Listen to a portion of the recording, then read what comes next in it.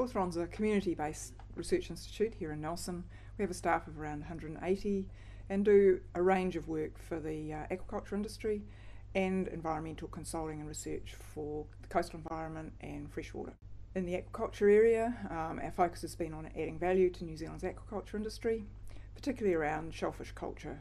So we've had, back since 1992, we've had research programs on greenshore mussel and on Pacific oysters, looking both at increasing productivity and how we can add value to the product.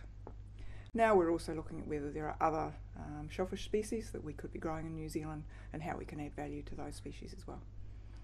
Cawthron Institute's been operating out at Horoirangi since 1992, and that's when our shellfish aquaculture program began, and it's really exciting for us to see the interest of Wakatu in developing a commercial capability or infrastructure for commercial activity, building on what Cawthron has been doing around our aquaculture research program and our ability to support an expansion of research and pilot scale activities. The focus of the new R&D and education facility is what it says, focus on R&D and education.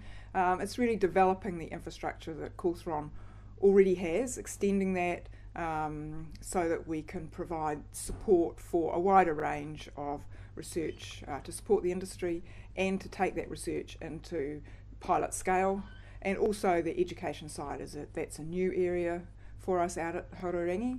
And at the moment we're partnering particularly with Nelson Marlborough Institute of Technology and developing some facilities that will enable them to do teaching, practical hands-on teaching work out at Horoirangi. In particular, the educational development out there is a new one. It's an opportunity for us to partner with Nelson Marlborough Institute of Technology in developing facilities where they can give hands-on training to students around aquaculture capability. Cawthron's investment to date out there has been around $3 million in the infrastructure we've already got out there. Over the next 2 years we're planning to spend another $2.4 million on extending the facilities, and then beyond that it really depends on the demand for facilities and infrastructure and what further investment might be made out there.